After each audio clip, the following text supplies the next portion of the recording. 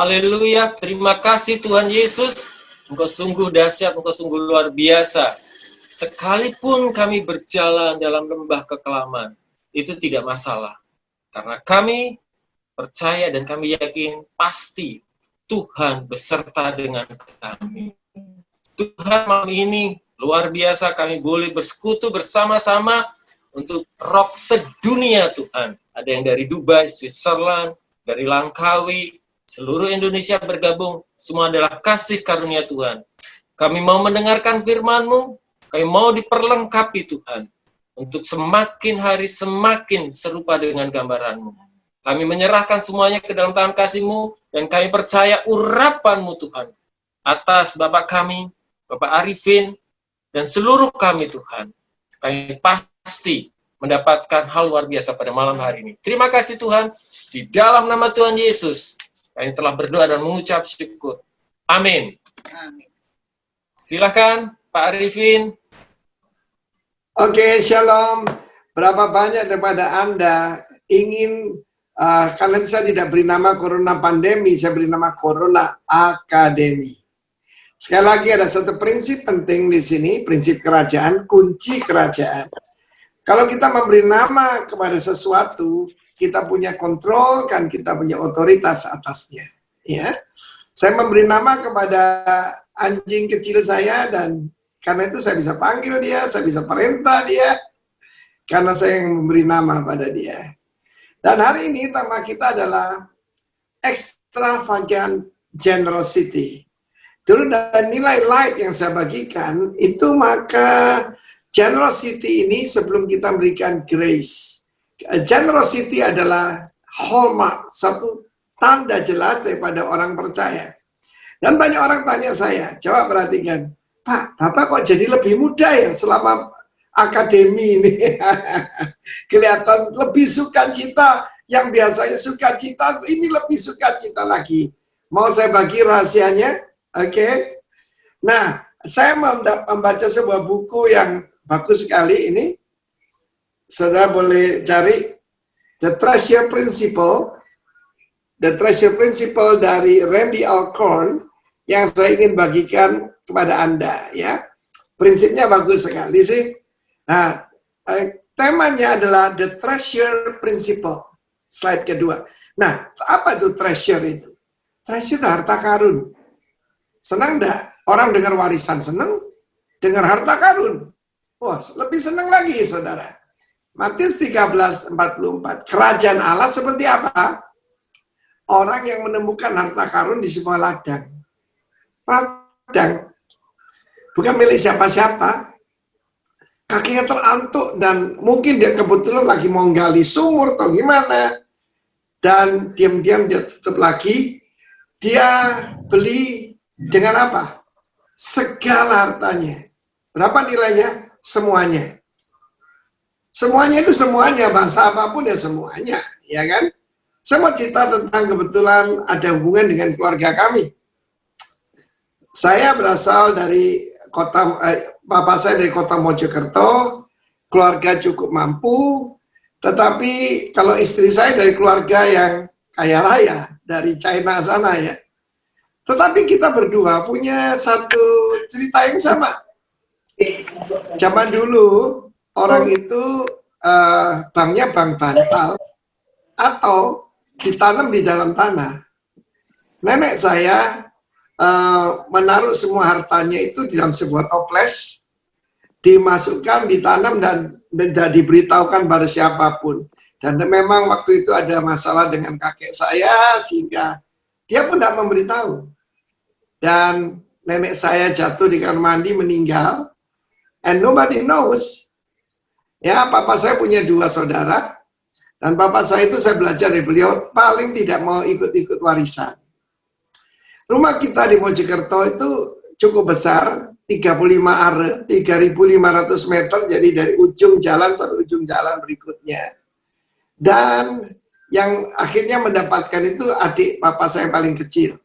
Ya, adik papa saya itu menurut cerita, diam-diam kalau malam dia menggali seluruh tanah itu, kan cukup besar. Dan dia gali sendiri. Dan dia tidak menemukannya. Apa yang terjadi adalah akhirnya dia jatuh miskin, rumah warisan itu dijual, ya, dan orang yang membeli rumah kami itu, ya, orang Mojokerto yang cerita saya, buka 7 toko emas. Apa kebenaran di sini? Apa gunanya harta selain melihat orang lain yang menikmatinya? Nah, kalau istri saya lain lagi. Saya baru tahu, saya ini nggak matre saudara ya. Saya nggak tahu kalau kakek istri saya ini kaya raya. Tuan tanah di China sana, ya. Dan ketika komunis masuk berkuasa, mereka lari ke Hong Kong. Lari ke Hong Kong, kakak istri saya masih lahir di Hong Kong. Tahun 51, dia kembali ke Indonesia. Tahun 52 istri saya dilahirkan. Memang saya bilang sama mertua saya, puji Tuhan papi mami kembali ke Indonesia buat nganterin istri saya bilang gitu. Dan waktu itu mereka tinggal di rumah keluarga, sementara mereka belum beli rumah, dan waktu itu terjadi masalah, dan dia menitipkan hartanya juga sama, ditaruh di dalam toples kaca, semua diamond ada di situ. Nggak tahu bagaimana dibilang hilang. Nah, terjadi perselisihan lah, sudah kita bicarakan. Tapi ini yang saya mau ceritakan. Satu hari rumah keluarga itu setelah rumah daripada kakek istri saya ya, itu dijual, dan yang beli itu membangun rumahnya, pemborongnya itu teman saya. Kita sama-sama kontraktor. Dia bilang, Arifin, apa yang terjadi waktu saya mau bayaran tukang hari Sabtu, tidak ada satu tukang datang, tidak ada satu kuli datang. Saya mendengar mereka menemukan sesuatu di rumah lama itu. Apa gunanya harta benda kecuali melihat orang lain yang menikmatinya.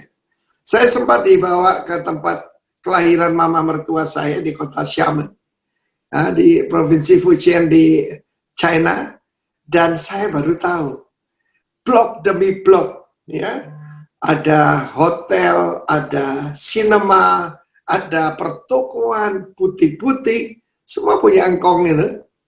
Sekarang tinggal apa? Setumpuk sertifikat, tinggal kertas. Ayo orang kaya, menangislah, merataplah, sebab kekayaanmu, emasmu berkarat, dan pakaianmu dimakan ngengak. Saudara yang kasihan Tuhan, prinsip pertama yang kita harus tahu di dalam kerajaan, Tuhan memiliki semuanya. God owns everything. Kita ini cuma bendara, money manager, asset manager. Kita ini cuma manajer dari aset yang Tuhan percaya. Jadi sebetulnya asset manager, ya, bukan pemilik. Ini harus kita tahu dulu. Kita tidak tinggal di Republik Allah, ya. Ya, kita tidak tinggal di alam demokrasi dalam kerajaan Allah ini. Everything belongs to the king. Segala sesuatu milik daripada sang raja, ya. Tahun ini ketika ada beberapa investasi yang saya titipkan beberapa teman, itu pada hilang. Tapi saya bersyukur, ini bukti bahwa saya tidak materialis, saya tidak bingung sama sekali. Pertama, itu bukan milik saya. Cuma saya minta ampun sama Tuhan, yaitu kurang pandai mengelola. Saya bertanggung jawab hanya sebagai asset manager. That is not mine. Jumlahnya, istri saya bilang, nggak usah cerita deh, malu. Saya bilang, nggak apa-apa, kita mesti mengajar anak-anak kita. Dalam kitab firman Tuhan berkata, kalau kamu memakai your saving, saya tidak mau tergantung orang, saya tidak punya anak jasmani.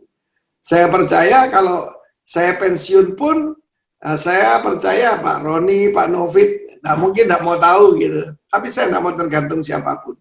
Oke? Jadi ini prinsip pertama yang kalian harus tahu. Prinsip kedua, saya mengulangi apa yang disampaikan Randy Alcorn, memang saya pernah mengajarkannya, tapi dia mengajarkan dengan bagus sekali. Ingat nanti baca Matius 13:44. Segala sesuatu ya diberikan dengan sukacita karena sudah memiliki. Dan siapa harta karun itu? Dialah Tuhan Yesus. Lagu yang suka dinyanyikan istri saya gini, dapat Tuhan Yesus dapat semuanya, semua dalam Yesus, dan Yesus semuanya. Karena itu dia selalu sukacita, dia selalu awet muda. Karena apa? Prinsip ini dahsyat. Yang kedua, ketika Pak Roni terpapar corona, lalu kemudian bulan Juni saya diisolasi mandiri. Karena saya bersentuhan dan memakamkan yang ternyata pasien COVID, saudaraku. Dan semua keluarganya sampai cucunya, itu semua swabnya positif. Ya. Dan pada saat itu saya diisolasi mandiri, karena Pak Edi Wijaya kan Satgas Provinsi ya. Jadi dia tanggung jawab, saya tidak dimasukkan karantina. Dan tetapi puji Tuhan, yaitu saya tidak ada apa-apa, ya cuma saya sehat. Tapi prinsip berikutnya kita harus belajar bahwa bumi ini bukan rumah kita. Memang kita tidak ditetapkan untuk tinggal di surga. Nanti kita akan kembali ke bumi ini dan akan bumi yang baru dan langit yang baru.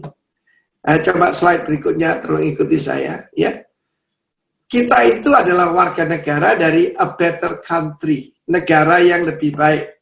Ibrani 11 ayat 16. Terus ya, merindukan tanah air yang lebih baik, ya toh. Kalau dengar saya nyanyi itu sebetulnya tidak untuk konsumsi publik. Saya menyanyi bersama para hamba Tuhan yang lain, tokoh-tokoh agama yang diputarkan di Istana Merdeka. Nggak tahu gimana sama istri saya dimasukkan rock internasional dan menyebar kemana-mana.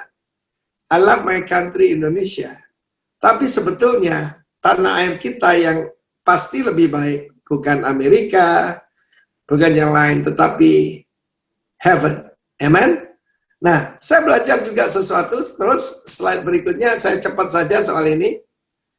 I should not live for the dot, for the line. Jadi gini, hidup kita di bumi cuma satu titik ini. Ya, titik nggak ngerti ya? Maktul. Ya Pak, cuma gini, maktul. orang Jakarta nggak ngerti. Titik, ya kan? Tapi kita harus hidup untuk garis. Berapa panjangnya? Tidak terhingga. Kalau saudara hidup untuk yang maktul ini, hidupmu akan tidak mengerti yang tentang prinsip kerajaan Allah. Kerajaan Allah itu kerajaan yang kekal. Kita diberikan hidup yang kekal. Aionion. Kekal selama-lamanya. Ya toh? Kita ini bukan cuma diberikan hidupnya Tuhan sendiri, tapi juga hidup yang kekal. Jadi jangan hidup untuk yang titik ini, maktul, tapi untuk, coba semua buat titik begini, titik semua, lalu buat garis. Buat garis, sebanyak mungkin. Apa arti kekekalan buat saudara? Firman Allah mengatakan bahwa yaitu dia memberikan kekekalan dalam hati kita. Apa tanda kita mengenal Tuhan? Kita tidak hidup untuk yang di bumi ini. Memang kita tahu sukses ukuran dunia sudah masuk. Tetapi kita kembali, justru Tuhan izinkan saya ngalami ini semua, yaitu untuk mengalahkan, yaitu materialisme. Karena manusia kerjaman cinta diri sendiri, cinta uang, dan cinta kenikmatan. Orang yang ngomel-ngomel itu, mereka kehilangan apa? Kehilangan kenyamanan, kenikmatan. Kita sebagai anak Tuhan bisa bersyukur dalam segala hal. Prinsip selanjutnya, saya mau cepat saja. Cara mengalahkan materialisme cuma satu. Ya, yaitu dengan memberi. Giving is the only, saya katakan only antidote. Ya, penawar racun terhadap materialisme. Cinta kenikmatan itu adalah philedonos. Phil itu artinya cinta, kasih, mengasihi. Apa? Hedonisme. Karena itu, kalau kita memberi dengan sukacita, saya beritahu kepada siapa Tuhan berkenan, for a cheerful giver. Orang pemberi yang sukacita. Orang yang memberi dengan sukacita baru bisa menyenangkan hati Tuhan. Yang terakhir, Tuhan memberkati kita. Tujuannya apa? Menaikkan standar. Bukan standar living, tapi standar life. Ya, dan juga standar giving. Apa kesalahan daripada Salomo? Dia mengumpulkan harta. Tidak tercatat dia memberi. Dia memberi korban persembahan itu hanya fraksi, sebagian, pecahan kecil daripada apa yang Tuhan berikan. Karena itu di dalam namanya Corona Academy ada ukuran. Ada ukuran yaitu tes untuk hati kita, tes untuk kerohanian kita. Kita langsung saja kepada 2 Korintus pasal 8. Ayat pertama. Jadi ingat ya tadi, Tuhan pemilik segala sesuatu. Kita tidak hidup untuk titik, tapi untuk yang panjang. Cara mengalahkan materialisme adalah dengan memberi. Kita baca terjemahan dari The Passion Translation. Beloved ones, ketahuilah Anda ini dicintai Tuhan. Ya. Anda bisa lihat yang bahasa Indonesianya, tapi yang saya sengaja lihat translation ketiga. We must tell you about the grace of God poured out upon the church of Makedonia. Seringkali kita berpikir kasih karunia Tuhan itu cuma pengampunan dosa. Ada yang mengatakan kasih karunia itu kemampuan. Nah ini, kemampuan untuk apa? Memberi di tengah kesukaran. Mau bahagia di masa Corona Academy ini? Ya, tingkatkan your giving. Nomor 2 kita baca. For even during a season of severe difficulty. Perhatikan, kita baru mengalami difficulty. Belum mengalami severe difficulty. And tremendous suffering. Siapa orang-orang Makedonia ini? Mereka pernah jaya dulu. Pada zaman Alexander the Great, bukan? Mereka menguasai hampir sebagian besar dunia. Hampir sampai India. Luar biasa. Ya, ditaklukkan semua, ditaklukkan sampai Iran, sampai India, berkuasa terus sampai Afrika, Eropa ditundukkan. Tapi kemudian ketika dikalahkan Romawi, mereka jadi warga jajahan. Dan saat itu kan memang dijajah Romawi. Tapi perhatikan ini, ya, meskipun mereka sangat miskin, perhatikan di sana, in the depths of their extreme poverty, ya. Extreme poverty, bukan cuma miskin. Saudara, ukuran kita orang Indonesia, jangan mengukur dengan ya Warren Buffett, dengan Bill Gates, Steve Jobs, bukan begitu menurutnya. Steve Jobs nggak ada ya, Jeff Bezos. Tapi kalau kita ukur dengan ukuran dunia, kita ini semua kaya. Kaya sekali. Kalau kita punya tempat tinggal, rumah sederhana, tapi ada rumah, kita termasuk orang kaya, saudaraku ya. Tapi mereka ini extreme poverty. Tetapi apa yang terjadi? Saya nggak bisa dinaikkan itu ya. Became even more filled with joy. Ternyata memang benar, lebih berbahagia memberi daripada menerima. Saudara mau jadi orang yang berbahagia seperti yang saya alami, be a giver, like God. Firman Tuhan berkata, the most blessed God. Artinya, Allah yang maha bahagia. Mau bahagia atau maha bahagia? Mereka di dalam kemiskinan, ketika mereka memberi pada siapa? Orang-orang kudus di Yerusalem. Yerusalem itu dianiaya habis-habisan, saudara. Ya, kita tahu tahun 70, bahkan kan dibakar habis. Dan orang-orang di Makedonia ini disebut extreme poverty. Mereka dipenuhi dengan sukacita. Ya, mereka memberikan apa? Extravagant generosity. Orang generous saja udah jarang. Saudara, kita dilarang untuk bergaul dengan orang kikir. Ya, ada seorang teman, itu kalau makan, saudaraku zaman dulu ya, nggak pernah mau bayar, saudara. Dan saban kali waktu bayar dia masuk ke WC, pura-pura sakit perut. Lalu apa yang kita lakukan? Kita bilang sama waiternya, kita semua keluar, yang bayar yang di dalam WC itu, rasain dulu. Sebetulnya Makin kita suka memberi, seperti mereka ini, mereka overjoy, bukan joy, saya overjoy. Dan mereka punya extravagant generosity. Saya pernah berkata, kalau orang kikir tuh mesti mulutnya turun. Pernah ketemu orang, kalau cari menantu jangan yang gitu. Kalau bibirnya rata, ya biasa, normal. Tapi yang sukacita anak Tuhan. Saya ketemu di dalam hidup saya, orang-orang kaya yang stresnya luar biasa, tidak ada sukacita. Tapi saya pernah ketemu satu keluarga yang super miskin. Tapi cinta Tuhan. Saya sering cerita ini. Saya ada di kota Sumbawa besar. Saudara Simon itu orang dari Alor, saudara ya. Dia satpam di rumah sakit umum. Bukan rumah sakit swasta ya, rumah sakit umum. Dan rumahnya itu, lantainya itu saudaraku hancur, kelihatan pasirnya. Tapi waktu kita berdoa di sana, keluarga ini penuh sukacita. Si Simon yang rambutnya keriting, senyumnya dari telinga sampai telinga, saudara. Siapa yang kaya ini? Dia ini yang kaya. Jadi rupanya, ukuran daripada kerohanian kita itu gampang. Menilainya dari apa? Ya kita lihat. Apa kita tergerak menolong saudara-saudara kita? Banyak orang berkata, saya harus kaya dulu baru bisa memberi. Terbalik.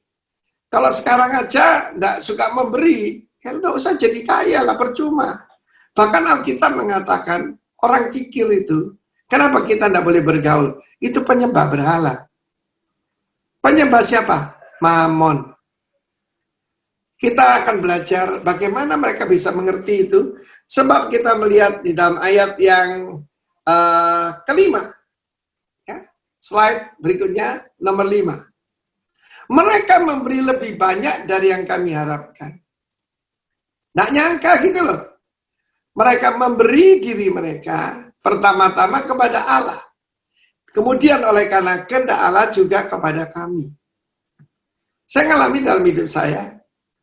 Saya ketemu orang-orang kayak yang pelitnya luar biasa, saudaraku. Kasihan deh. Tapi ketemu orang-orang yang sangat sederhana. Tapi untuk pekerjaan Tuhan luar biasa. Satu kali waktu saya mau cerita sedikit. Satu kali ada seorang ibu, dia pegawai di sebuah tempat pijat, saudara. Dia kepercayaan owner, dan dia kalau datang ke rumah kita itu naik becak, saudara. Dan satu hari, kenapa nggak ditampilkan ayatnya? Oke. Dan satu hari, pada waktu kita sedang membangun tempat persekutuan di sebelah rumah saya, dia datang naik becak, bawa uang 3.000 US dollar. Istri saya bilang, ini uang palsu atau apa ini? Karena itu jangan lihat orang naik mobil mewah ataupun naik becak, saudara. Lalu kemudian dia bersaksi pada saya. Dia ngaku, Pak, saya ini nggak ikut-ikutan itu tempat pijat eksekutif gitu ya. Saya ini kasir. Tapi dia ada hubungan dengan seorang bapak yang sudah tua, lebih tua dari dia, patut jadi bapaknya. Dan saya bilang sama dia, kamu sudah bertobat kan? Selama dia bertobat, tukang-tukang pijat itu diajak ke rumah kita. Dan banyak sekali yang dimenangkan. Tapi saya bilang sama dia, kita harus hidup benar. Ya, ternyata pacarnya tanda kutip itu adalah teman papa mertua saya, saudara. Singkat ceritanya saya nikahkan mereka. Dan benar-benar hidup benar. Kemudian ketika anak-anak dari bapak ini mendengar, anak-anaknya ada di Amerika, mereka diangkat ke Amerika bersama istrinya. Dan saya masih ingat hari itu.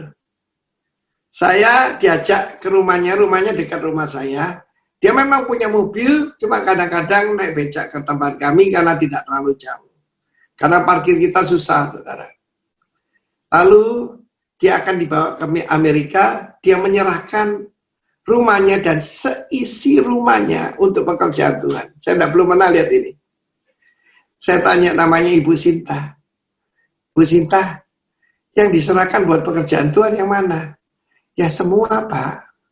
Semua tempat tidur, kasur, wajan, alat-alat masak, semua sendok garpu. Waktu dia ngomong, saya nangis, saudara. Saya nangis. Hebat ibu ini. Dan saya bersaksi pada saudara. Berapa tahun kemudian saya diundang ke rumahnya di Amerika. Rumahnya itu seperti a little white house. Apa yang kamu tabur, akan kamu tuai. Apa yang dia terima? Dia mendapatkan kehormatan. Dia dihormati oleh anak-anak daripada suaminya. Dan dia keluar dari tempat pekerjaan yang setengah kumuh itu, yang agak miring. Bosnya marah sama saya, biarin. Cerita semacam ini saya banyak sekali.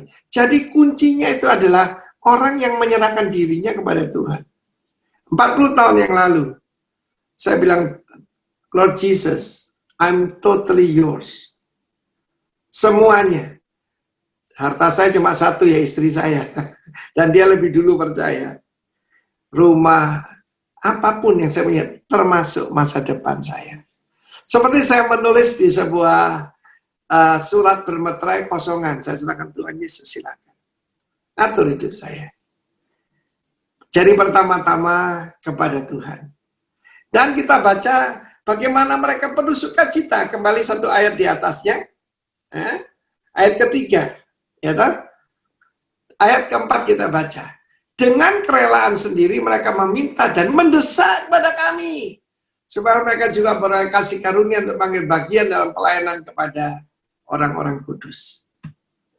Saya masih ingat cerita yang lain, ada seorang ibu, suaminya kontraktor seperti saya, tapi bangkrut sama sekali, dan hartanya tinggal satu, yaitu emas 25 gram. Dia datang ke rumah saya. Waktu itu dia menyerahkan untuk pekerjaan Tuhan, tempat persekutuan yang kita bina. Saya bilang sama dia, loh Bu, kan mesti saya memberi sama Anda kalau Anda beri kepada kita. Dia melihat saya dikuliahi. Loh, Bapak kan sendiri ngajar. Di waktu kesesakan jangan makan. Ya, jangan makan benihmu, ini saya tanam. To cut the story short, mereka bangkit, dan mereka kemudian punya rumah baru di Sidoarjo, punya bisnis. Dan pada waktu mereka membuat pesta buat anaknya, saya diundang. Hati saya bersuka cita. Dan saya ingat waktu saya dikuliahi oleh dia. Loh, apa ini bagaimana katanya. Nah, saudaraku yang kasihan Tuhan, Anda ingin mengalami extravagant generosity? Itu yang disebutkan oleh Rasul Paulus, yaitu pelayanan kasih. Ministry of giving. Banyak daripada kita mengalami tekanan karena apa? Berkurang. Saya saksi, ketika saya mengalami kerugian, yang saya lakukan, saya dan istri menabur. Kita sedang membangun tempat ibadah baru untuk satelit Sanur. Berapa biayanya? 3. Saya tidak mau bilang 3M 3 juta. Saya ambil 10% pribadi. Di tengah kesesakan saya tabur. Dan lihat saja saudara, lihat saja. Karena saya sampaikan kepada Pak Roni untuk diajarkan pada Anda semua, Yesaya 37 ayat 30. Kalau bisa ditampilkan, kalau tidak saya sebutkan. Dan inilah tandanya bagimu, hai Raja Hizkia.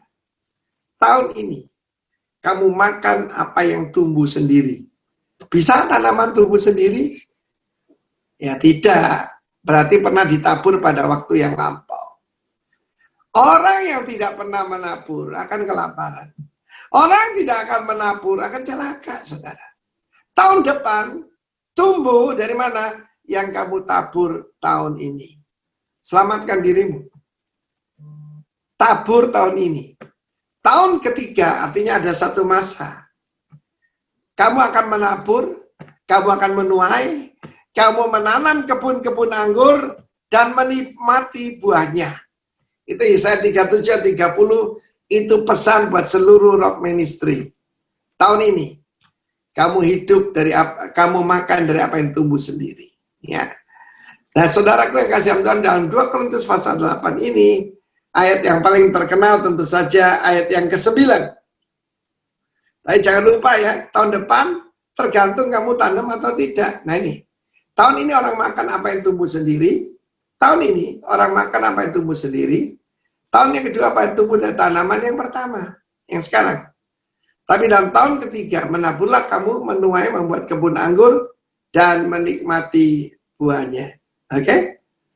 Jadi, prinsip tadi, the treasure principle. Pertama-tama kita belajar dari cerita kesaksian keluarga kita. Apa yang kamu lihat, kamu bisa hilang. Ya, mungkin pada saat itu kakek istri saya berkata, aku tidak bakal miskin. 7 turunan. Kaya sekali, saudara. Ibu mertua saya cerita zaman dulu, hampir setiap Sabtu mereka pesta. Saya tunjukin foto-fotonya.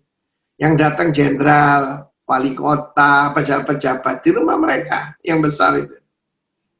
Tapi itu tidak kekal.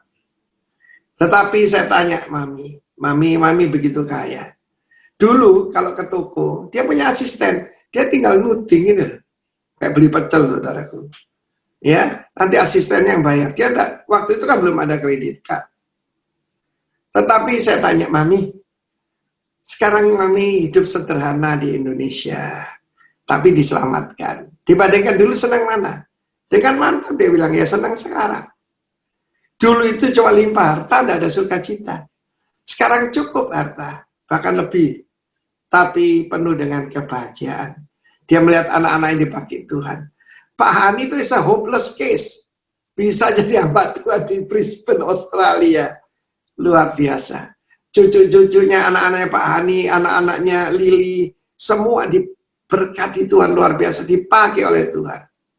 Oke, kita baca ayat yang paling terkenal, 2 Korintus 8 ayat 9. Karena kamu telah mengenal itu ginosko. Ginosko itu kembali 2 Korintus 8 ayat 9. Nah, ayat 9. 2 Korintus 8 ayat 9. Karena kamu telah mengenal kasih karunia kita Tuhan Yesus. Artinya, dalam The Passion Translation, experience the extravagant grace of our Lord Jesus Christ. Orang yang mengucap syukur, orang yang diampuni dosanya, ini kata Tuhan Yesus.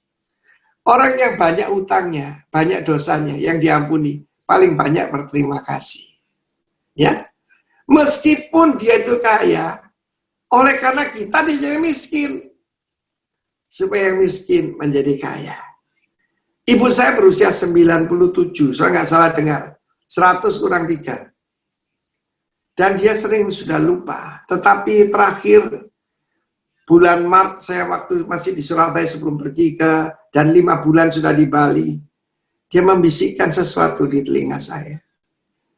Dia bilang begini, Yesus yang kaya jadi miskin, supaya kita yang miskin jadi kaya. Keluarga kami pernah mengalami, papa saya bangkrut, dan kita mengalami poverty. Ya, termasuk ekstrim poverty lah menurut ukuran orang-orang pada saat itu. Tetapi itu kata mama saya. Yesus yang kaya jadi miskin, supaya kita menjadi kaya. Kembali ke ayat ke-7. Nanti sebelum kita tanya jawab ya. Ya. Siapa jemaat Korintus ini? Jemaat Korintus mirip dengan Rock Ministry. Gereja-gereja apostolik. Gereja-gereja yang disebut karismatik. Baca itu. Maka sekarang sama seperti kamu kaya dalam segala sesuatu. Dalam apa? Iman. Perkataan. Preaching. Pengetahuan. Kesungguhan untuk membantu. Ya tahu, tulus. Kasihmu pada kami. Demikian juga hendak kamu kaya dalam pelayanan kasih ini. Baca ayat ke-7, tapi yang paling bawah. You do well and excel in every aspect. Imannya bagaimana? Iman yang tidak bisa dihentikan. Unstoppable faith. Khotbahnya, oh dahsyat. Powerful preaching. Ya, hikmat, wahyu. pewahyuan. Ya, di dalam pujian penyembahnya luar biasa, passionate devotion. Di dalam kita mengabarkan firman, menolong, tapi kamu harus juga excellent di dalam grace-filled generosity. Tadi dia istilah extravagant yang luar biasa. Tapi sekali lagi, semua itu karena adanya grace. Karena adanya kasih karunia. Saya kira sampai di situ dulu. Sebelum nanti saya tambahkan sedikit di belakang, supaya ada tanya jawab. Saya kembalikan Bapak Novid. Oke. Karena Pak Roni juga ada di sini, nanti mungkin Pak Roni mau sharing atau nambahkan, silakan. Silakan kalau ada pertanyaan. Ya, puji Tuhan, kita semua diberkati. Silakan. Kurang keras ya. Ya, puji Tuhan, kita semua diberkati. Puji nama Tuhan. Kalau teman-teman ada pertanyaan bisa tulis di kolom chatting. Dan sebelum kita sambil menunggu ada pertanyaan, mungkin Pak Roni mau menambahkan sesuatu. Silakan Pak Roni. Tidak apa-apa, terus aja. Saya juga menikmati pengajaran. Lanjut. Oh gitu ya. Bisa lanjut ya. Oke. Pak Arifin, ini ada pertanyaan nih Pak. Satu Pak. Pertanyaannya, kita harus menjadi pribadi yang murah hati dan harus menjadi pengelola yang baik dari aset Tuhan. Ada orang yang minta bantuan kepada kita, tetapi kita tahu bahwa orang itu adalah orang yang malas. Bagaimana kita menghadapi orang seperti itu? Ya, ada ayat dalam Amsal, perut lapar membuat orang bekerja. Ngadepi orang malas, sehat badannya, tapi malas. Nggak usah dibantu. Perut lapar membuat orang bekerja. Ada orang tanya, Pak, kalau saya ditipu gimana? Loh, buat apa kamu serahkan pada penipu? Tuhan nolong kita, nolong orang miskin, bukan penipu. Ya, bagaimana caranya? Saya selalu tanya Tuhan, kan gini. Kalau ada orang datang minta bantuan, katakan, dia butuh 500.000. Tuhan bilang nggak cukup, kasih tiopwa, kasih 1,5. Saya kasihkan karena saya kasir. Tapi kalau ada orang bilang saya butuh 3 juta, Tuhan bilang 2,5 cukup. Saudara Roh Kudus itu bicara, kita kan cuma kasir, kita bukan pemilik, ya. Jadi kita bukan memberi, kita cuma menyalurkan berkat Tuhan. Gitu caranya. Nah, orang malas tidak perlu dibantu. Ya. Nah, jadi itu jawabannya. Silakan. Enak tidurnya orang yang apa? Bekerja. Nah, tangan rajin membuat kaya. Ada pertanyaan nih Pak Arifin. Katanya, kita tahu dia penipu atau enggak dari mana Pak? Ya, karena zaman sekarang penipu atau enggak ini kadang-kadang enggak kelihatan katanya. Ya. Kalau orang minta tolong itu ya. Ya, jadi saya enggak mau meminjamkan. Mau kasih aja. Lebih enak itu. Soalnya saya dulu kan enggak ngerti. Jadi kalau orang minta bantuan tuh cek segala macam, berakhir apa? Hubungan kita jadi rusak. Jadi lebih baik tanya kepada yang punya keuangan di dalam kita ini, ya. Tadi menjawab yang tentang penipu itu, ya. Kita harus tahu bagaimana anak-anak dunia ini cerdiknya lebih cerdik daripada anak-anak terang. Karena itu zaman sekarang kita tidak cukup cerdik seperti ular, harus cerdik seperti naga. Karena banyak penipunya. Oke. Lanjut. Oke, Pak. Lanjut, silakan Pak. Oke. Saya mengajak kita untuk melihat banyak pertengkaran hari-hari ini soal warisan. Saudara dengar tentang keluarga Sinarmas? Bagaimana ada, ya salah sendiri sih istrinya banyak ya. Tapi itu menuntut saudaranya meminta bagian. Nah, di dalam 2 Korintus 8, ayat 14 dan 15. 2 Korintus 8, 14 dan 15. Yesus berkata, orang miskin selalu ada padamu. Untuk apa? Bisa ditolong. Dalam kitab Amsal, orang kaya ketemu orang miskin, kedua matanya bercahaya. Orang miskin ditolong, orang kaya memang suka memberi. Ya, orang kaya suka memberi, saudaraku ya. Karena suka memberi itu jadi kaya. Amsal 22, orang kaya menguasai orang miskin, orang yang berhutang menjadi hamba dari orang yang menghutangi. Ajarkan kepada anak-anakmu. Ayat 14. Maka sekarang adalah kelebihan kamu mencukupkan kekurangan mereka. Kita tahu bagaimana angin berembus dari mana? Dari positif ke negatif. Air mengalir mana? Tempat tinggi ke tempat yang lebih rendah. Agar mereka, kelebihan mereka kemudian mencukupkan kekurangan kamu, supaya ada apa? Equilibrium, supaya ada keseimbangan. Oke?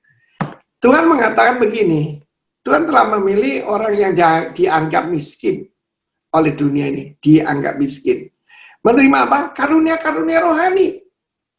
Saya ingat bagaimana Tuhan memakai orang-orang sangat sederhana. Ya, seperti Ibu Ernatan di Surabaya itu miskin sekali dulu.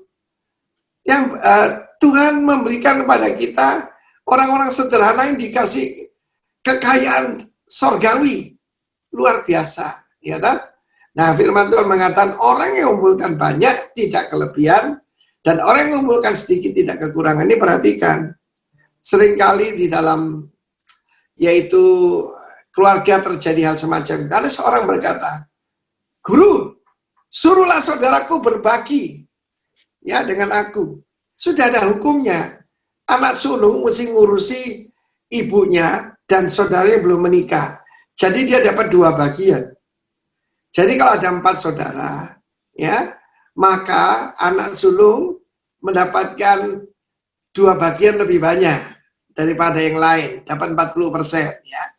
Nah, firman Tuhan menunjukkan ada satu keseimbangan. Pada waktu orang Israel menerima mana dari surga, mereka mengumpulkan banyak yang lebih busuk. Tapi ada orang mungkin badannya kurus, rebutan dengan yang sekarang, meskipun sedikit, tidak kekurangan. Bisa mengembang sendiri. Karena itu, kita sebagai orang beriman, tidak akan bertengkar soal keuangan. Kita tak pun tahu prinsip ini, ya, supaya ada keseimbangan.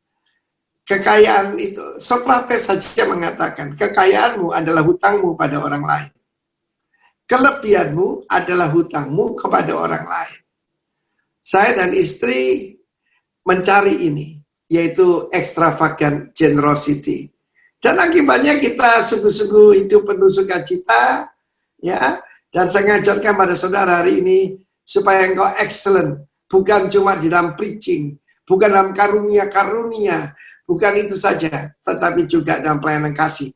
Ini heart check ini. Ini hari ini kita periksa bukan jantung, tapi hati kita. Karena Tuhan berjanji, aku mengubah hatimu yang dari batu. Hati batu kan tidak peduli orang lain. Menjadi hati daripada daging, yang peduli pada orang lain. Ya, karena itu kita di gereja di Denpasar dan sekitarnya ada Lumbung Yusuf. Siapa yang kita tolong? Pertama, satu jemaat.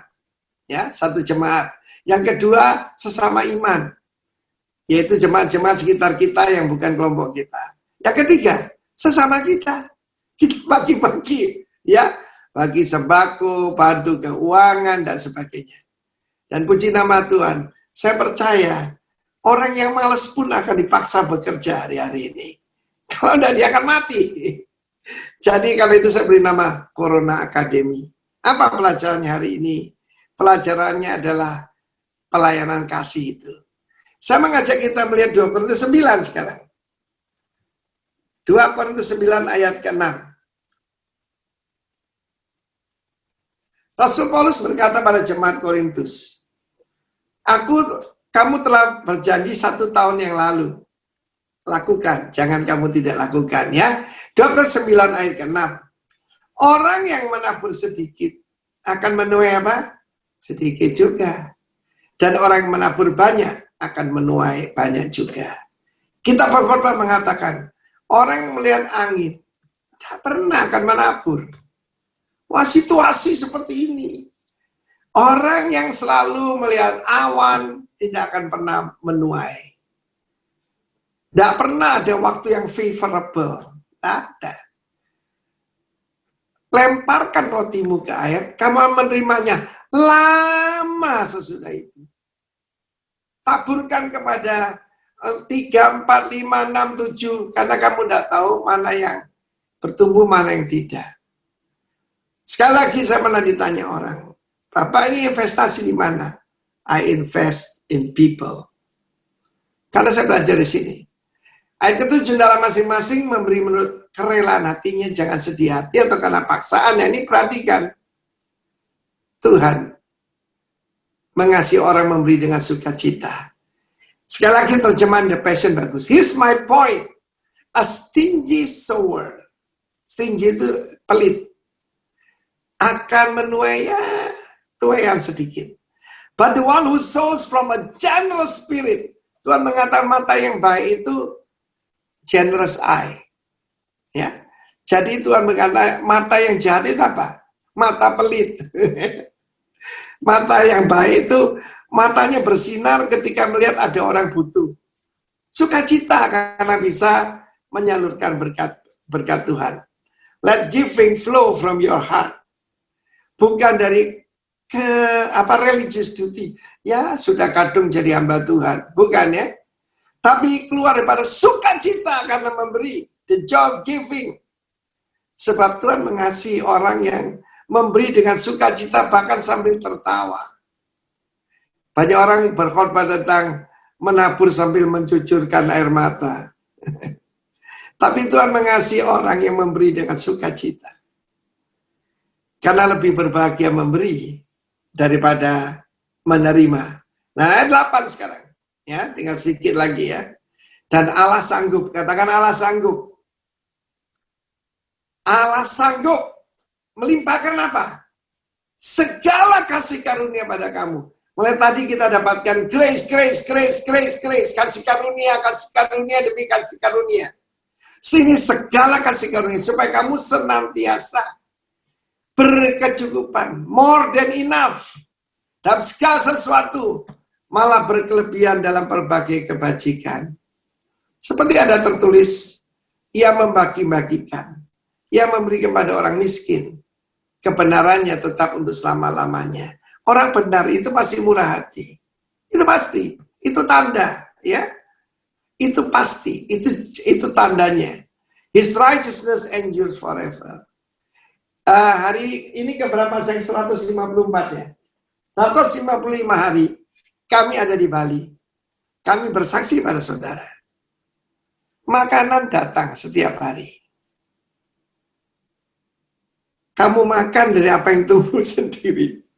Makanan tuh datang macam-macam. Sampai kita bagi-bagi pada tetangga. Bagi-bagi pada siapa saja. Masa Timotius nggak bisa beli makanan? Dengan kemurahan Tuhan bisa lah.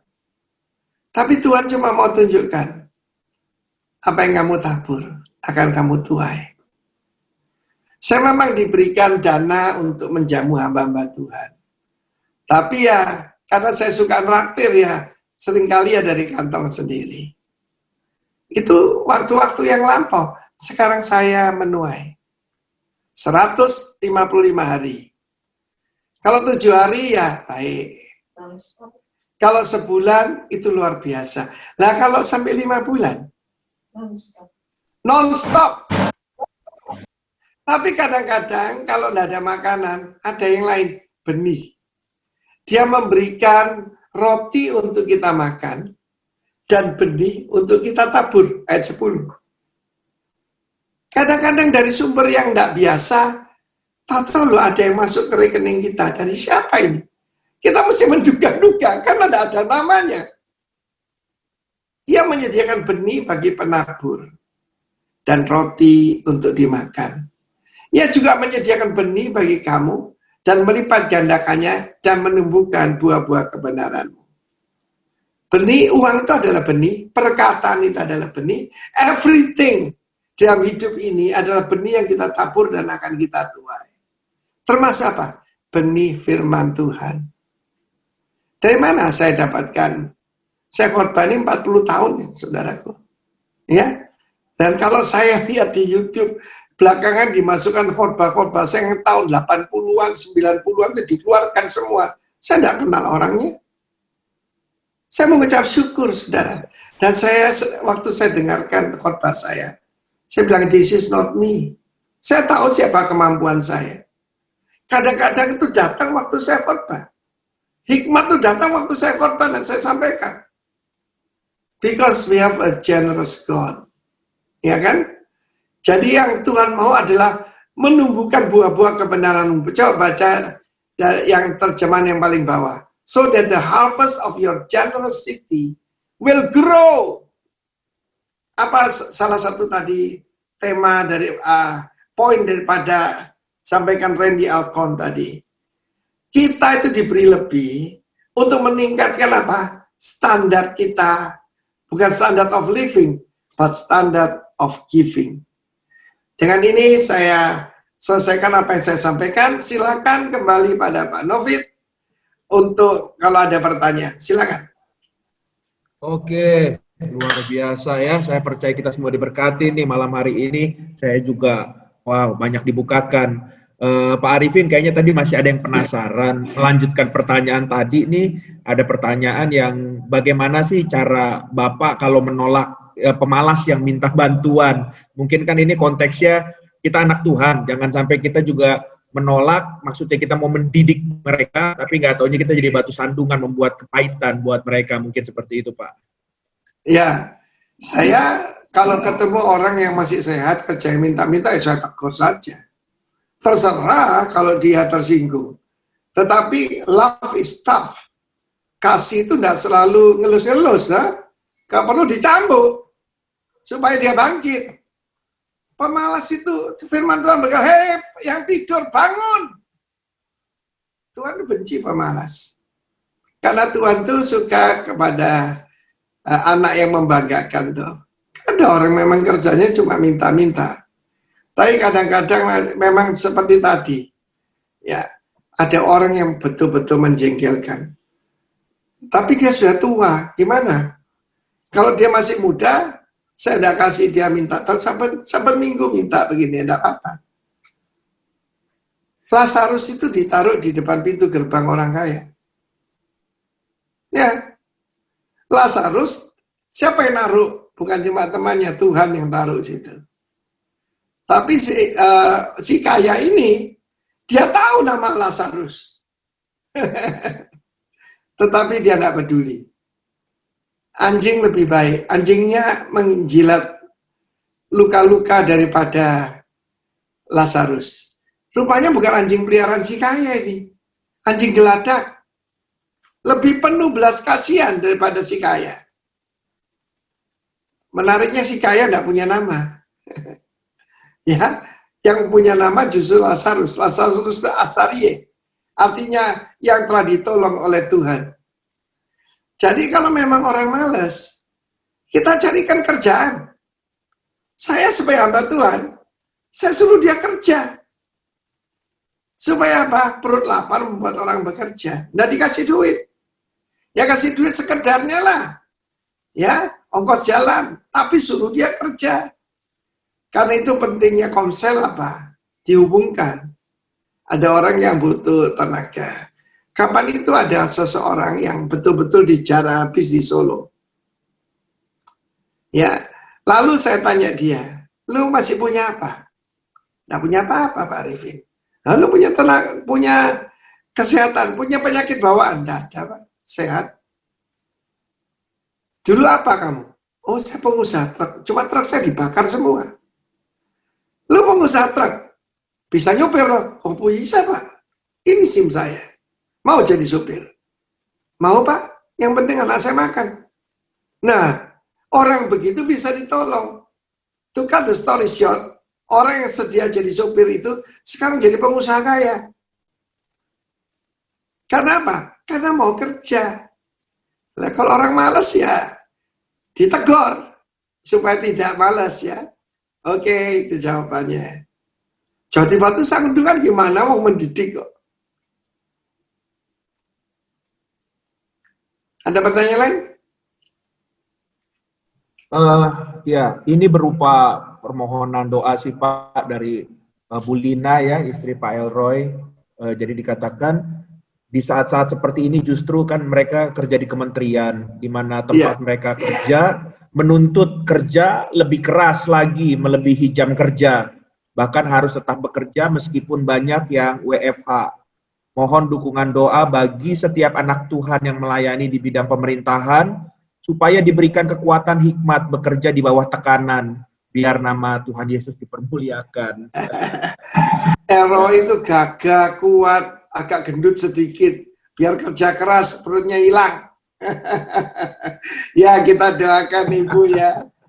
Terutama di bidangnya Pak Elroy ini, untuk stimulus daripada menggerakkan roda ekonomi di Indonesia, ya memang sektor swasta harus juga bergerak, tapi terutama ya BUMN lah, ya biar pemerintah memberikan proyek-proyek dan mereka cari orang bisa dipercaya dan salah satunya Pak Elroy. Puji nama Tuhan.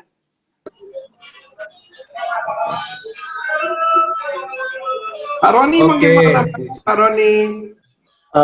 Silakan Pak Roni. Ya, terima kasih Pak Arifin. Ini luar biasa sekali nih supaya kemurahan hatinya ini, generosity-nya ini extravagant ya. Jadi bukan biasa lagi, jadi tingkatkan. Bahkan Pak Arifin bilang di masa sulit ini lebih banyak menabur.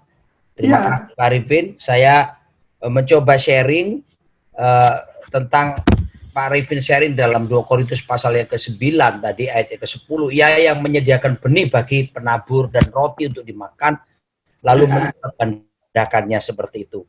Nah, saya sharing ketika saya tulis buku Kingdom Worship itu, dan kemudian ketika saya berdoa dengan istri saya, Roh Kudus taruh di hati saya bahwa memang kita bukan ownership ya, kita bukan pemilik owner, tapi kepemilikan sepenuhnya Tuhan. Roh Kudus berkata kepada saya bahwa suruh menyerahkan seluruh hasil keuntungan penjualan buku itu. Ya, nah saudara, lumayan. Ini buku yang barusan saya buat itu sudah, kalau sebelum COVID ini ya, itu sudah untungnya sudah di atas 100 juta itu. Untung loh ya, bukan hasil penjualan loh ya, itu keuntungan yang berhak untuk buat saya. 125 juta. Roh Kudus bilang serahkan untuk pekerjaan Tuhan. Serahkan untuk hamba-hamba Tuhan. Jadi justru kemarin pas permulaan COVID itu saya di rumah sakit aja, anak saya si David heran, "Papa ini kok masih bingung uangnya?" Saya suka WA, kita ada grup keluarga ya. Saya bilang sama istri saya, "Berapa sisa keuntungan? Tolong ditransfer ke sini, tolong transfer sini." David yang ribut, "Papa ini masih sakit kok, masih bingung nabur, misuk nabung," gitu ya, saudaraku. Tapi saudara perhatikan, waktu membayar itu apa namanya rumah sakit, memang ada asuransi, tapi kita kurang 94 juta. Ya, waduh, saya bisa bayar loh ya sebetulnya itu kalau saya gunakan keuntungan jual buku. Tapi itu kan Tuhan sudah diserahkan untuk Tuhan. Ya, Pak Arifin telepon, "Roni, intinya menanyakan, ya kami kurang sekian. Nggak tahu gimana Pak Arifin mungkin sharing ke siapa atau apa gimana. Pak Arifin nabur lah apa semua." Saudara tahu, istri saya itu lagi duduk di ruang pembayaran. Tahu-tahu ada transferan dari kiri kanan, ke rekening kami, sehingga langsung bisa dibayarkan kekurangan itu. Dan saya bisa keluar dari rumah sakit hari itu. Saudara lihat pertolongan Tuhan hebat luar biasa. Tapi ini penting sekali, taat ya, dengan apa yang Roh Kudus katakan tuh mesti belajar taat. Nah, saya belajar kita juga harus ada sepakat dengan suami istri. Ya, kesepakatan dalam memberi itu harus ada. Misalnya kepada mertua, orang tua. Di keluarga saya ketika orang tua masih hidup, dua-duanya, papa mama semuanya, sekarang tinggal hanya mama saya. Kalau saya memberi kepada orang tua saya, yang memberi itu istri saya. Kita udah sepakat kasih sekian, istri saya yang memberikan kepada orang tua saya. Kalau saya memberi kepada orang tua istri saya, maka kalau kami mau beri ke orang tua istri saya yang memberi. Sehingga ada silang begini. Sehingga mertua itu melihat menantunya mengasihi. Dan tidak boleh ada rahasia. Lalu kami juga tetapkan ini Pak, bicara teknisnya, yaitu prosentase pengeluaran. Jadi kami buat budget. Pertama, di keluarga kami, 10% penerimaan kami hasil, maka saya pastikan persepuluhan. Ya, 10% itu minimal. Pastikan perpuluhan. Udah, jangan ngitung macam-macam. Udah, pokoknya 10% minimal kasih perpuluhan. Saya pun hamba Tuhan, Pak Arifin juga sudah mengajarkan bahwa kita memberikan persepuluhan. Lalu kemudian, dan Anda jangan lupa ya, di Rock ini gereja kita pendeta tidak pegang uang loh ya. Anda harus tahu semua ya, kita punya tim keuangan. Yang kedua, kami minimal 10% untuk nabur. Ya, itu kita tetapkan, kita buat anggaran budget minimal 10% nabur. Ya, untuk orang miskin, untuk apapun itu. Lalu kemudian anak-anak, nah karena anak-anak kuliah di luar negeri 40% ternyata. Ya, jadi ini sudah berapa tadi? 60%. Ya. Lalu kemudian kita tetapkan menabung. Ya, saya sama istri saya kita putuskan nabung tiap bulan. Kita putuskan 20% nabung dari penerimaan. Sisanya hidup saya sama istri saya, jadi herannya 20% saja. Ya, makanya jangan heran kalau saya dengan istri saya, ini karena kebiasaan dari kecil ya. Kita kalau beli makanan itu bukan makanan yang kelas-kelas atas, kita makanan yang sederhana-sederhana kecuali diajak ya lain ya. Karena kita sedang berpikir bagaimana uang ini dimanfaatkan untuk kepentingan kerajaan Allah. Dan mari saya beritahu saudara, saya tutup dengan kesaksian terakhir. Untuk kebutuhan anak saya menikah kemarin itu pun, saya sudah sharingkan ke Pak Arifin, itu kita nggak habis pikir. Sampai Tirsa menikah kurang lebih sebulan sudah selesai, itu taburan masih mengalir untuk anak saya. Ya, titip uang Pak buat Tirsa, titip uang buat Tirsa. Dan seluruh biayanya semua dicukupi oleh Tuhan, bahkan berlebihan sehingga bisa pakai modal awal mereka bekerja di Amerika. Saudara, sudahlah. Memang betul yang Pak Arifin katakan berdasarkan firman. Menaburlah, saudara. Tapi saudara menabur dengan sukacita. Ya, ingat, paling tidak 10% per bulan. Biarin orang ngomong, wah itu menggemukkan hamba Tuhan, tenang aja, di Rock kita nggak pegang uang kok gembalanya, ya kan? Malah dana kita, kalau kita punya uang lebih di perpuluhan, itu sebagai standby fund. Kita salurkan ke rekening diakonia, kita salurkan ke rekening mana? Misi. Rekening mana yang butuh bantuan, kita ambil dari rekening perpuluhan. Ya, dan puji Tuhan, saudaraku, Tuhan pelihara kita semuanya sampai hari ini secara luar biasa. Itu saja dari saya. Terima kasih. Oke, terima kasih Pak Roni. Terakhir saya rasa ya, atau kalau memang masih ada, segera tolong tulis di kolom chatting. Tapi ini ada pertanyaan yang menarik nih untuk Pak Arifin atau Pak Roni, ya karena tadi Pak Roni kesaksian mengenai masalah keuangan juga. Nah di sini pertanyaannya seperti ini, bagaimana kita belajar taat dalam kekurangan, sedangkan cicilan kita melebihi pemasukan yang kita miliki. Kita tahu di dalam Alkitab tertulis bahwa kita jangan khawatir dengan memberi. Bagaimana kita memotivasi kaki kaum muda untuk selalu menabur dengan kondisi seperti ini? Itu pertanyaannya. Oke. Kenapa saya bisa surplus? Saya tidak pernah mau punya utang. Masalahnya, orang itu susah hidupnya. Karena pertama, kalau orang yang anti persepuluhan, menderita mereka. Gereja-gereja yang anti persepuluhan tidak ngajar, ya takut dikritik dan sebagainya, menderita. Ya, tetapi kita yang mengajarkan, kita bisa tahu ada committed member. Tetapi saya ajarkan dalam hidup saya mending beli mobil second, meskipun saya bisa beli mobil baru. Kenapa? Ya, buat apa kok beli mobil baru keluar dari showroom sudah harganya turun? Ya, saya membiasakan mengajar jemaat. Saya anti berhutang. Karena itu tadi dengan pemasukannya lebih kecil daripada cicilannya. gaya hidupmu yang salah.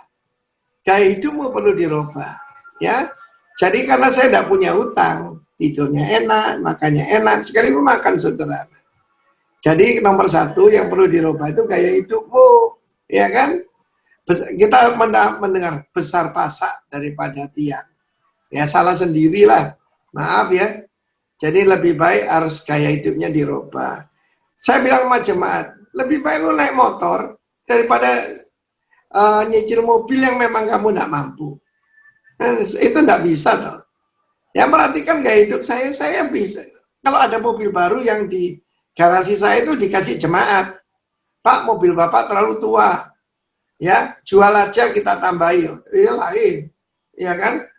Tapi kalau saya memilih, kalau mesti keluar uang sendiri ya beli yang second yang masih baik, ya itu sebagai contoh. Aku anti berhutang. Kita membangun gedung tanpa hutang. Tahun 98 kita menyelesaikan lembah pujian tanpa hutang 1 rupiah pun. Dan pada waktu krisis itu kita jaya, ya kita jaya apa? Tidak punya hutang. Orang takut dengan krisis yang akan datang ini. Ini pasti datang toh, ya. Kalau resesi itu masih belum buruk ya. Kita yang 98 itu loh, itu contoh. Kita selewati krisis yang masa lampau. Tapi orang-orang yang mengatakan saya menebar racun kepada jemaat karena hidup ya berpada, hidup mencukupkan diri tanpa hutang, itu mereka menderita sendiri kok. Jadi kalau pemasukannya sedikit, hutangnya banyak, ya perlu mungkin ada yang dilepas ya, supaya bebannya tidak terlalu berat. Buat apa mobil 2, 1 cukup. Oke, Tuhan memberkati. Ada lagi, Novit? Oke Pak, terakhir mungkin ini Pak, ada 2 pertanyaan. Yang pertama Pak, bagaimana kalau misalkan kita pengusaha Pak, untuk usaha Pak, kan itu kalau kita pakai uang bank atau apa kan itu boleh dikatakan betulnya utang juga Pak. Dan yang kedua, kalau misalkan kondisi urgent Pak, boleh nggak kita misalkan pinjam atau misalkan pakai kartu kredit atau apa Pak? Nah itu Pak. Ya, begini ya, keadaan yang emergency ya lain lah ya, keadaan emergency.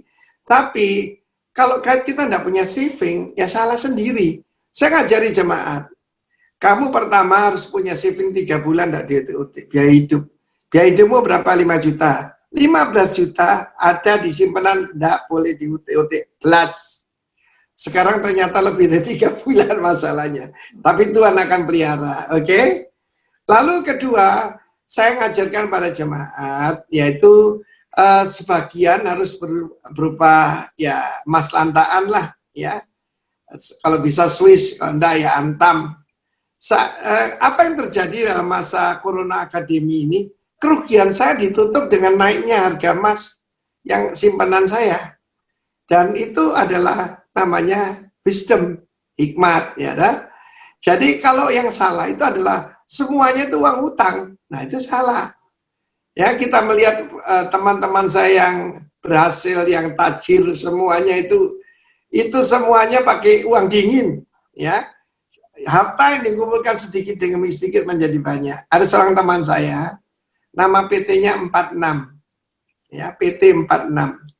Saya tanya dia, Pak, apa ada hubungan dengan BNI 46? Dia kata, bukan Pak, saya ini dari dulu lebih baik saya naik skuter daripada naik mobil, tapi pokoknya tidak mau punya utang. Ya, itu Mazmur 46 Pak, bukan BNI 46. Jadi mungkin sekali lagi setelah mendengar ini, kita diminta Tuhan untuk yaitu menjadi lebih kaya di dalam kemurahan hati. Mungkin saya tutup dengan ayat ke-11 dari 2 Korintus 9. Ketika kita kaya dalam kemurahan hati, kamu akan diperkaya. Ya, tak? Ingat ya, ini bukan rumah kita ya, rumah kita surga. Ya, kamu diperkaya dalam segala macam kemurahan hati yang membangkitkan syukur kepada Allah oleh karena kami. You will be abundantly enriched, diperkaya in every way as you give generously on every occasion. Kita harus ya rajin menabur ya. For when we take your gift to those in need, bagi orang yang membutuhkan, itu menimbulkan ucapan syukur. Pada siapa? Kepada Tuhan. Saya ada banyak kesaksian soal menabur ini. Cuma ya nanti ini bukan soal memegahkan diri ya, tidak ya. Satu kali istri saya mendapat sedikit bagian daripada keluarganya. Lalu dia dengar, bagaimana kalian di Jakarta struggle. Uang itu cuma lewat di rekening kita, dikirim semua. 500 juta buat Jakarta. Kita kan bukan orang konglomerat, ya. Uang itu tidak dipakai untuk meningkatkan gaya hidup kita, enggak. Kita itu bukan murah hati, kita itu invest. Karena Rock Jakarta ini pasti akan hebat sekali, ya. Jadi saya cuma kasih contoh sebagai pemimpin, kita memberikan teladan. Ya, saya dipaksa oleh Pak Roni. Pak, itu service charge-nya apartemen Bapak, kita yang bayar, Pak. Ron, saya ini sudah cukup dari persembahan di tempat asal kita. Dari Rock Jakarta, saya pergi ke sana, naik pesawat, dan istri saya tidak suka masak di rumah, kita makan di luar, kita invest.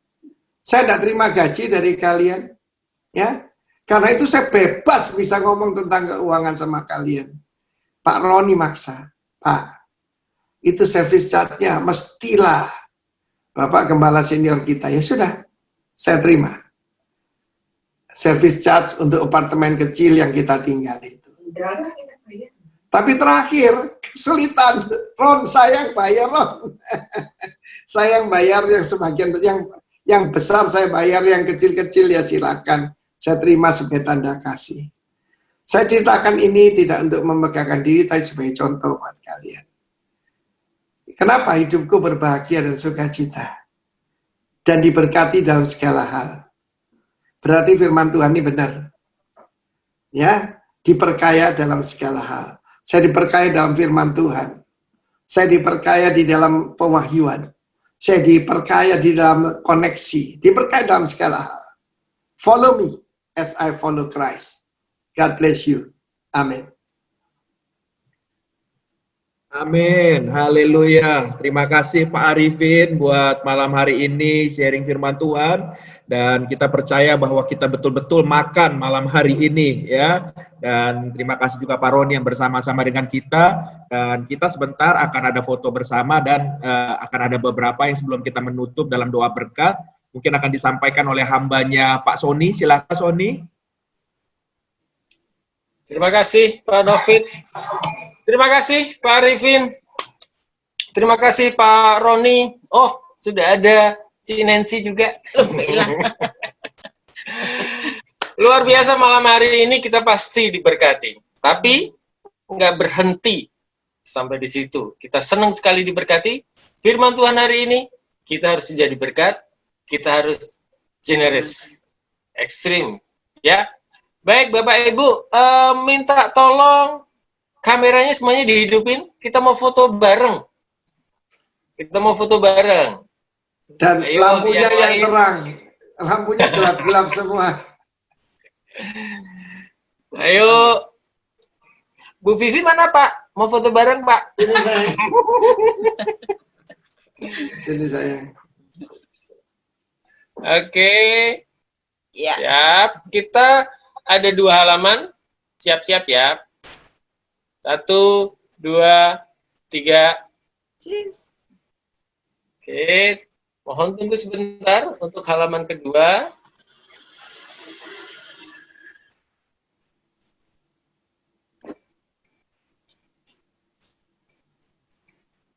Siap.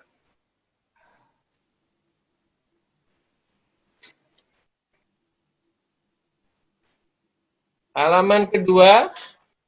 Senyum lagi semuanya. 1, 2, 3. Oke.